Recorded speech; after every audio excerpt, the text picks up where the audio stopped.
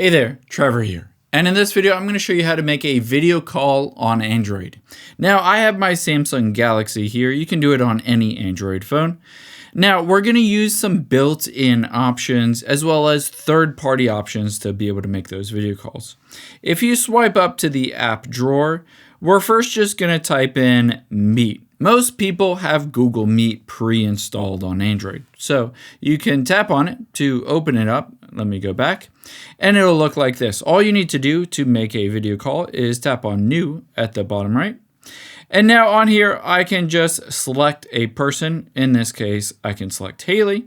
And let's hit Not Now. You'll be able to see I can turn on the camera and the microphone and then just hit the call button. And it will start to make a video call to that person directly in Google Meet. So that is one option. However, some people might not have Google Meet, or you might want to use another app to be able to do that.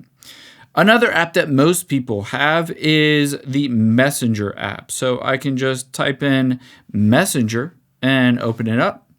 And in this case, again, you can go to a conversation with anybody and you'll be able to make that call. Once you tap on their name, at the top right is that little call icon here. I can tap on it and let's hit while using the app to allow it. And similar as before, I'm starting to make that call.